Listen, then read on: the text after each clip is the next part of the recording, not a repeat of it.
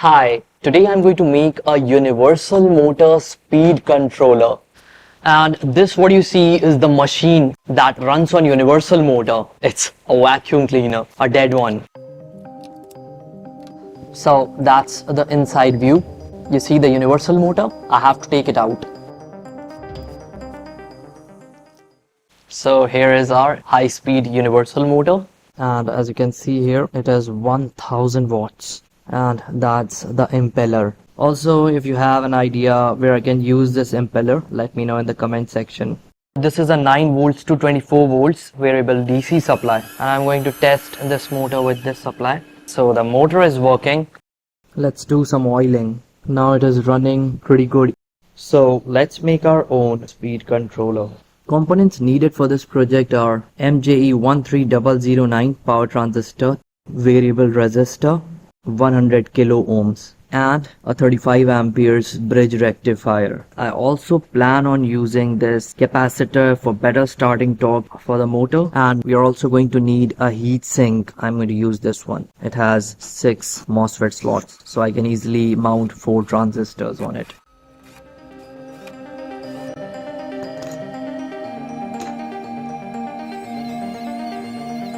So that's the max I could do. It's much better than before at least.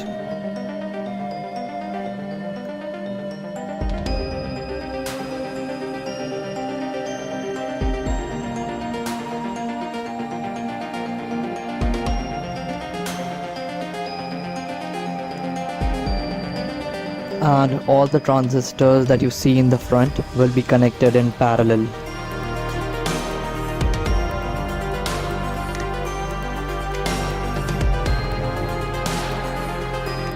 So guys, here I'm going to use this universal board.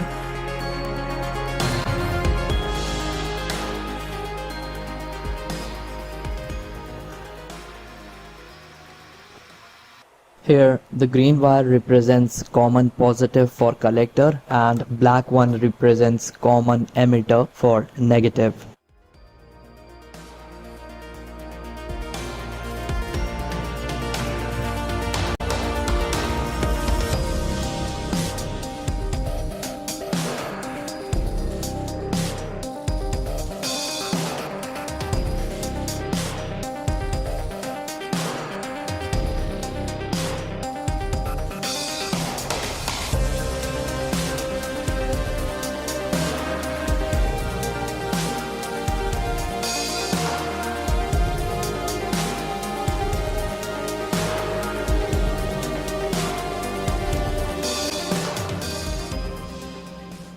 So here, as you can see in this video, I'm doing the step-by-step transistor connection. 3 transistors are being used, each 13009, and all the 3 are going to be connected in parallel, meaning base to base, collector to collector, and emitter to emitter. After that, another transistor is used to drive the base of the original 3 transistors, and then to the base and collector of the driving transistor I have connected the variable resistor, and the circuit looks somewhat like this. The output is variable output from 0 volts to 120 volts DC, and input is 120 volts DC. So guys, it's time to connect the rectifier, and here I have already connected the wires to the AC terminals of the rectifier.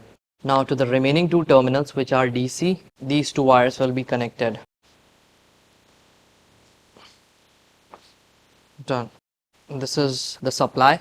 At present it is turned off. Now it's time to connect the universal motor at the output. So guys, here I'm going to start with the 500 watts sieving machine motor. So let's turn it on. You see it has started running. That's your home supply and the rectifier that is converting home supply to DC, and after that comes your circuit. And at the output I've also placed this rectifier, as I said before, and that's your motor, although it's 220 volts, but I'm running it at lower voltage, so the RPM is a little low, but still it is running quite good. Let's increase it.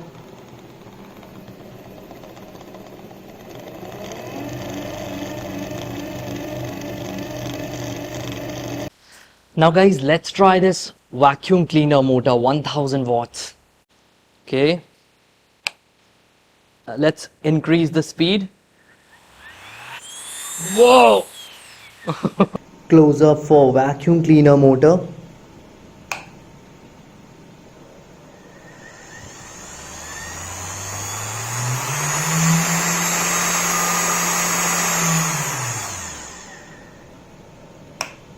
Super close up for the vacuum cleaner motor. Turning on the switch, slowly increasing the speed. It has started running. More, more, more, more, more. Now guys, let's test this circuit on this super big washing machine motor. Okay, increasing the speed. More, more, more, more.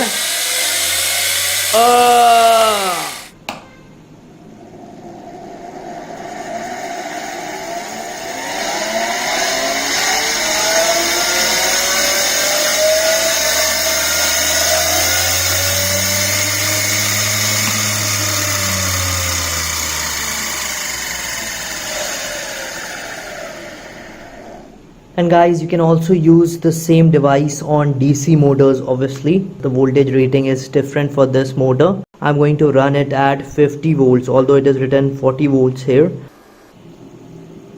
Yeah, no heating at all. Increasing the speed. Fine. More, more, more. 50 volts input from an e-bike charger. Now guys, what will happen if I connect this 1 kilo ohm half watt resistor to the output terminals of this speed controller circuit? For input, I'm using the same 50 volts supply from the e-bike charger. Let's connect the multimeter to check the output. Here it's 3.127 volts, and remember that the input is around 59 volts max. Let's reduce it and see how low we can go. You see, as low as 0.5 volts DC. Yeah, 4.1 volts almost. That is best for charging your lithium-ion batteries. Let's go for 5.1. This is the voltage at which your mobile phone charges. 6 volts for your 6 volts lead acid battery, usually used in emergency lights. Your rechargeable 9 volt batteries. And again, we can go or increase to as high as we want. So as you can see that this device is just perfect for charging your batteries. Okay, and here as you can see that we are doing full. Pretty good, huh? But what if we don't have an e-bike charger? We can always use our old laptop chargers and charge our 12 volts batteries. Setting it to 14.4 volts. Very smooth increase in voltage. Yeah, we have the exact 14.4 volts. So let's connect it, and the voltage drop is around 12.16 and the battery is charging. With time it will increase and finally reach 14 volts when I will claim it fully charged.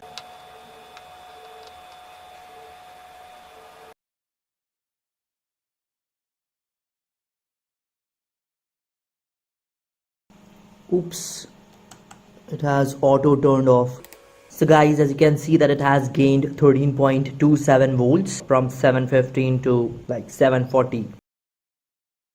Hi, this what you see is an old vacuum cleaner motor, 1000 watts with some major heating issues. So I thought about reusing its impeller for another project of mine.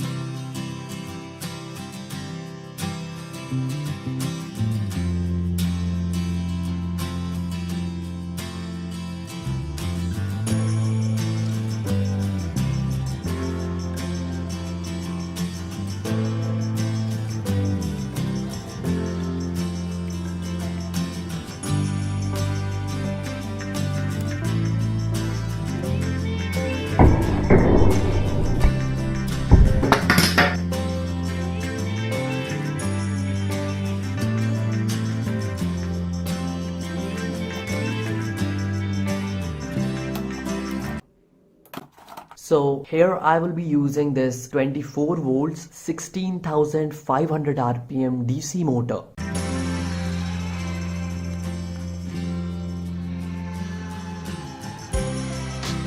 And that's my 24 volts power supply. Link to buy it has been provided in the description.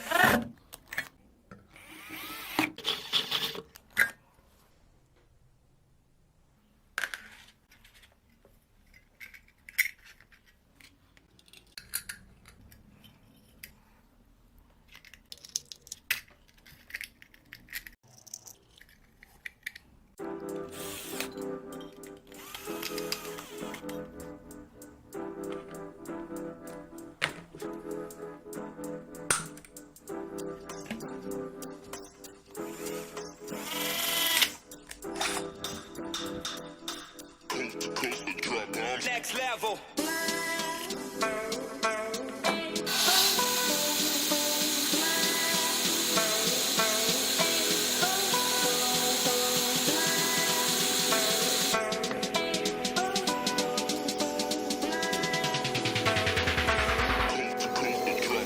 Next level.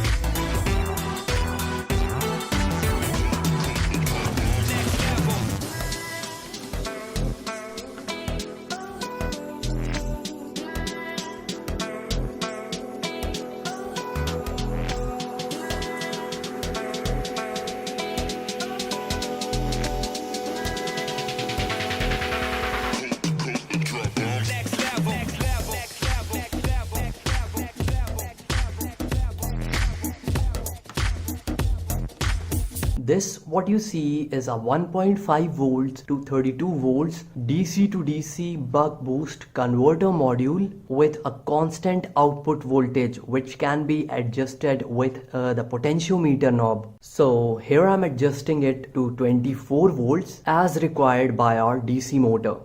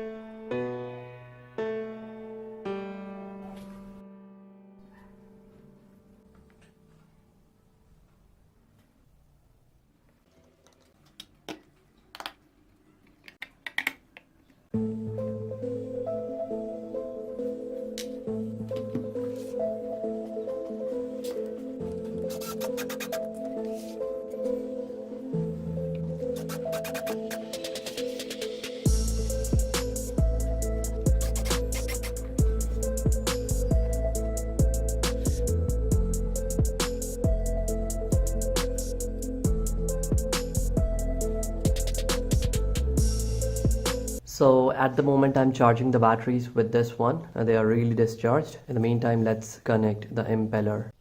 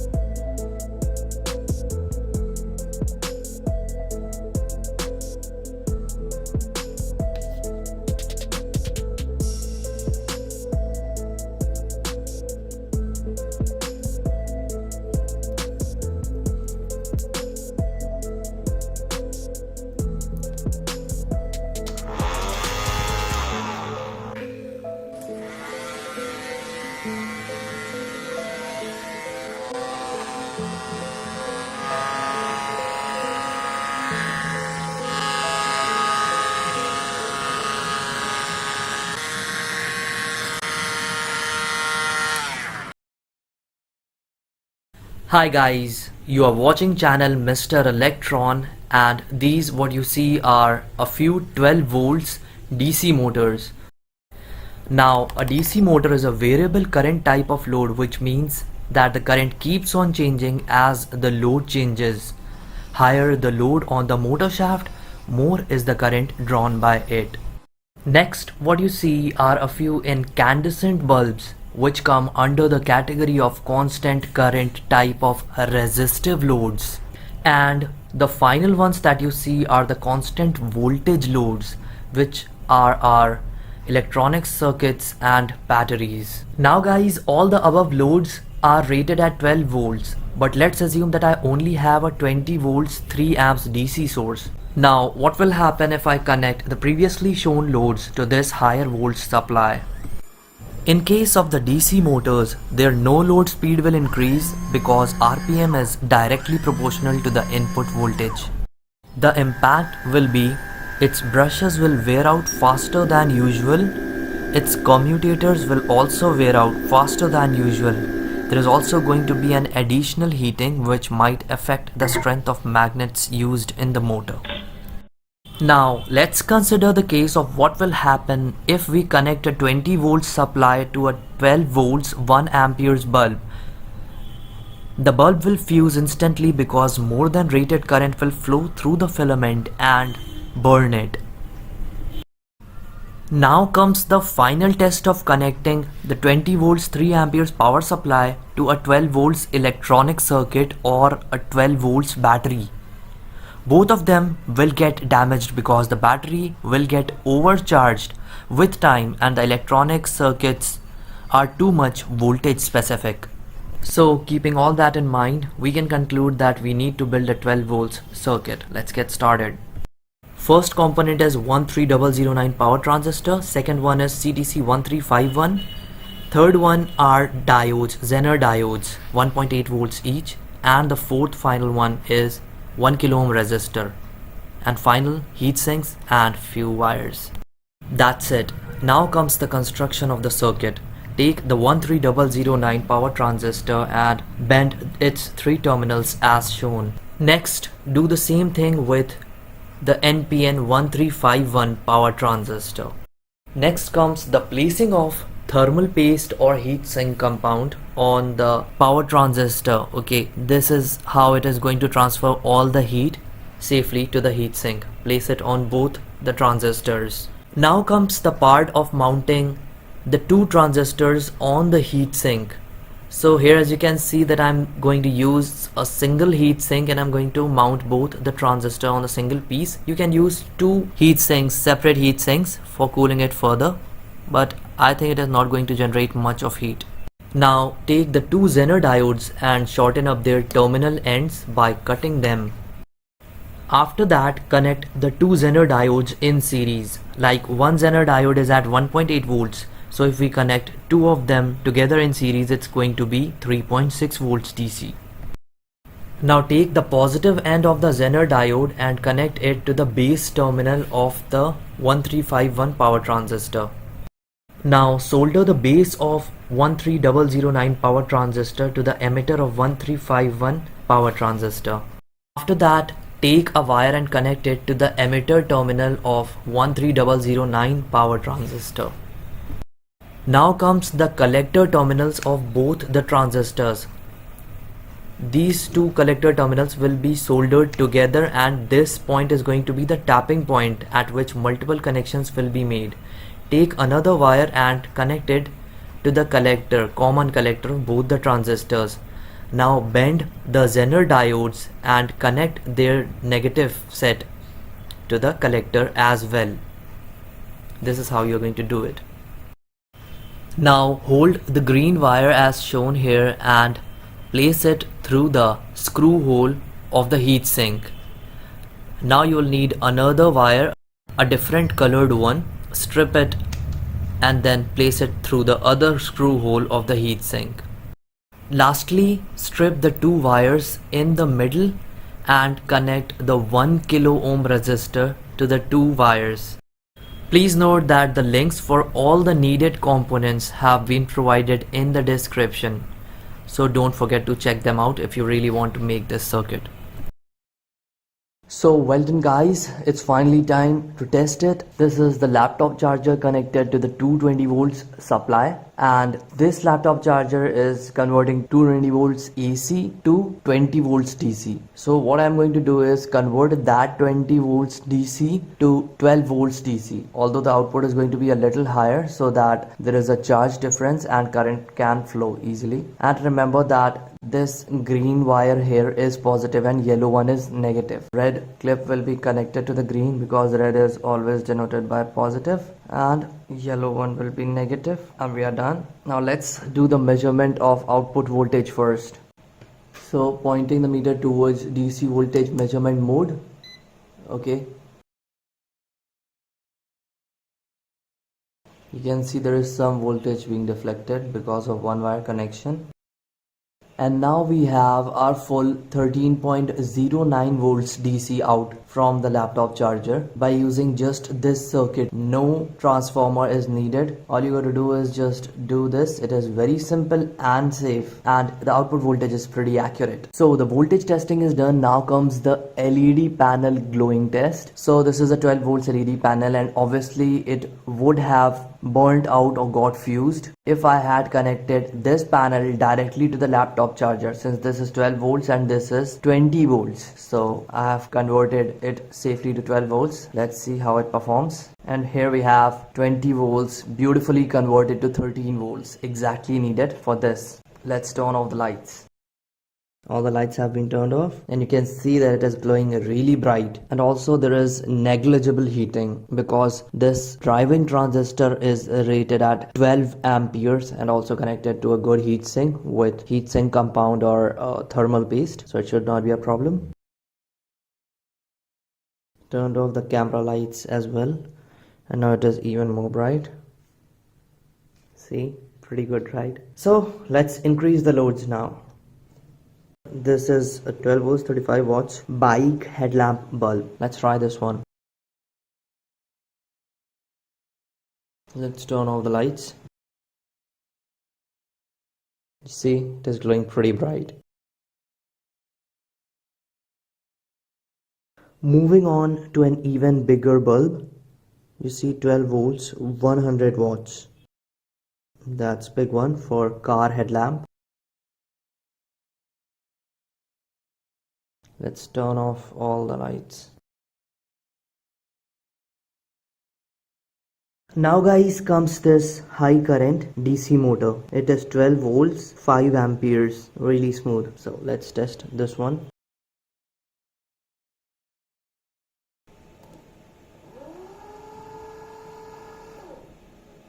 Initially it was running on 20 volts, so the RPM was higher, but now it is running at the exact needed RPM. So guys, I have removed the jumper cables and I have connected the circuit directly to the laptop charger. Meter is showing 0 volts DC, and let's measure the battery voltage, which as you can see is around 12.54 volts. Now let's connect the jumper cables here and then see the change in voltage. At present it is 12.54 volts, and you can see that it is safely increasing. And we can leave it like this. So guys, your question for today is, what was the maximum RPM displayed by the tachometer in my previous project video? Well guys, you can also carry out the same process on a 20 volts solar panel. Okay, that's the battery meter and my circuit. Here as you can see guys, that the voltage is increasing. 12.47, 48 and so on. So the increase in voltage is indicating here that the battery is charging with the solar panel, and it is really safe because this circuit is going to limit the output voltage to around 13.2 or 13.3 volts DC. So you can even leave the battery so that it keeps on charging all the time, and when it is fully charged, then the current from the circuit is automatically going to reduce to zero.